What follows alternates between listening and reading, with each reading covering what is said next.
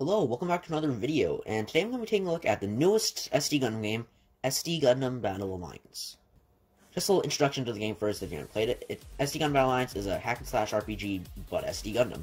So you start the game with a cutscene of actual full-size mobile suits, they look amazing by the way, during Operation Odessa and Universal Century 0079.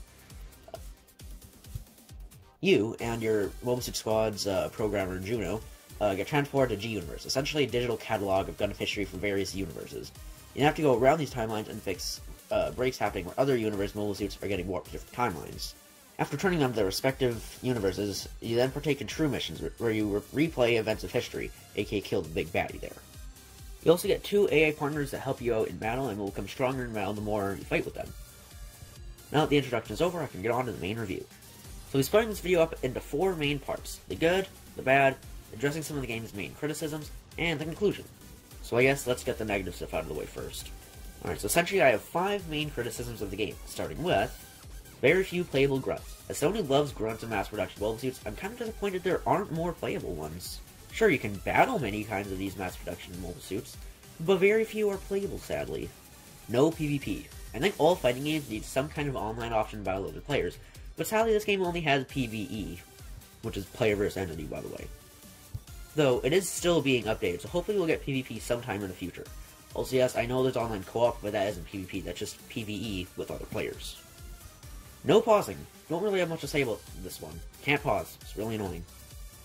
Some machines are unplayable. While there are a ton of different playable mobile suits, there are still some in this game, there's still some that are in the game that you can't actually play as them with Gear Doga. It's especially annoying too, since a lot of these are grunts, so this kind of plays in my first issue.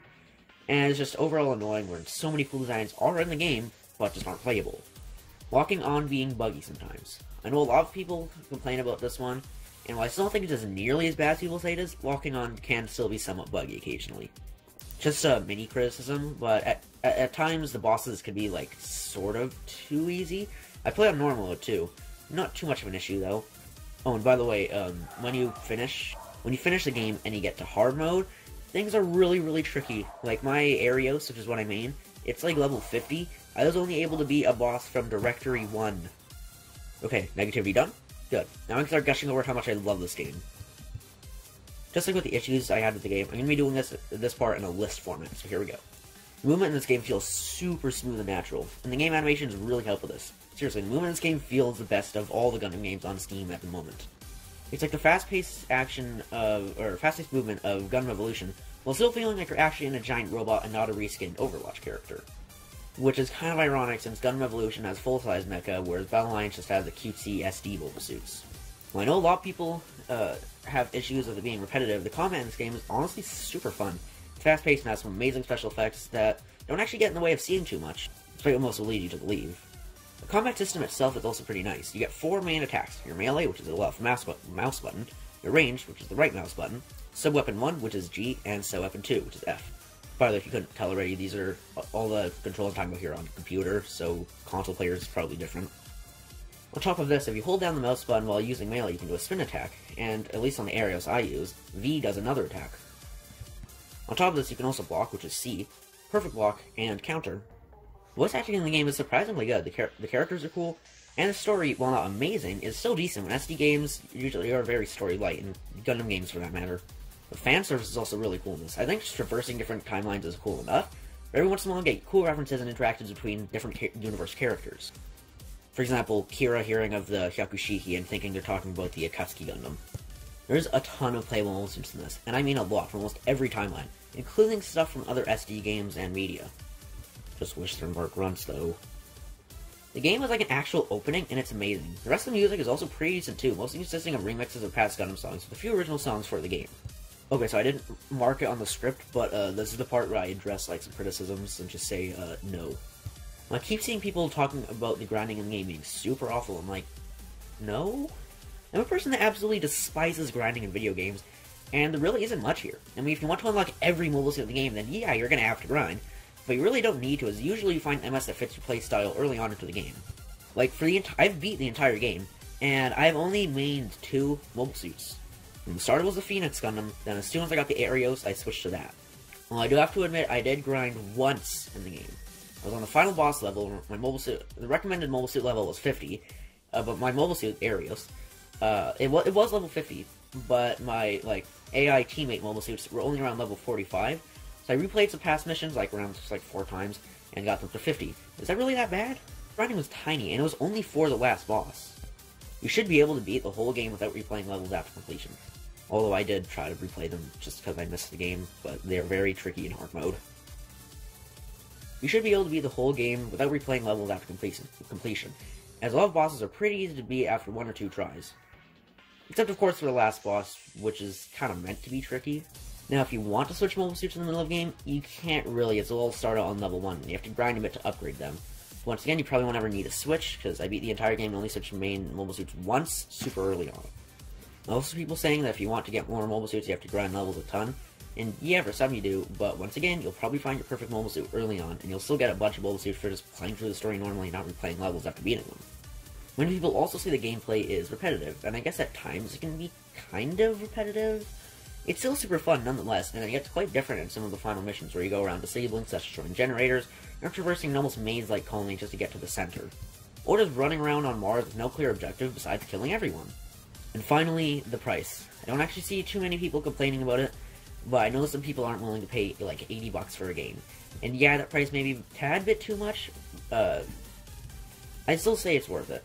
And it goes on sale quite often. Also, at the time of writing this, it's apparently on Xbox Game Pass, so if you have that, feel free to play.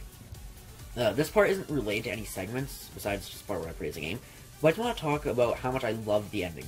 It starts out with what you'd expect, big final boss with the Gundam Theostrius, an original mobile suit for this game.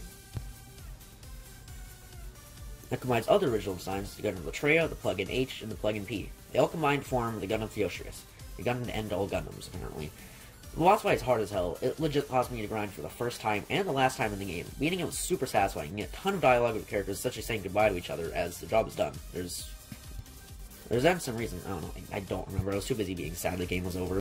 To go back to Operation Odessa, where it all started. You're out there, but something's off. The whole area seems to be corrupted. Your GUI telling you all your attacks and health is also missing. Which can also be a little disorienting, as you're back in your original gym, which you most likely haven't piloted in a while. You follow the marker to step in the map and encounter a few Zaku's, Doms, and other various one-year wars on mobile suits. Until you get to the center of the map, where you get a cutscene of a mobile suit arriving, the Gundam Latreia. Getting absolutely destroyed after the fight you just had with it in its essentially super mode, you pick up a second beam spray gun in your gym, now dual-wielding weapons. You take on the Latreia for one last battle. This was honestly a really nice twist to the final battle. I wasn't fully expecting. After the fight, you get credits, and once they've completed, you get another cutscene of full-size mobile suits. Back to Odessa, you're facing Zaku in your non-SD gym. Zaku comes in for an attack, where you then grab your 2 beam spray guns, just like when you were SD, and prepare to attack. Honestly, my one issue with this is just that the full-size mobile suit scenes are only cutscenes and not playable. After that, you get sent back to a brand new menu screen, and actually get more dialogue, where the characters reunite and talk about how there's still more missions. At this point, I was really excited the game may still have more content. Turns out, it's just them saying you can play on hard mode now. That last part was kind of disappointing, but still doesn't really detract from that great ending. But I would have liked to get more levels. Oh well, time to spend all my money on the DLC. So in conclusion, SD Gundam Battle Alliance is an amazing game. And definitely the best Gundam game on Steam. At the time of writing this, of course. Though it doesn't have much competition when the other games are Overwatch, but Gundam, the boring snooze fest that was Cross-Rays, dating sim featuring clunky combat, and the actually really good game that's never going to release on Steam. And is the only reason I'll ever consider buying a PlayStation. Battle Alliance as a whole I just think is also one of my favorite games in general, from a fast-paced PvP to stunning visual effects, and it's overall just fun. I don't think the game is nearly as bad as people make it out to me in Steam reviews, either. Also has a Haro in it, so 10 out of 10. Anyways, that's it for my review of the best Gundam game on Steam, aka SD Gundam Battle Alliance. If you liked the video, give it a thumbs up. If you didn't, then don't. So, yeah, bye.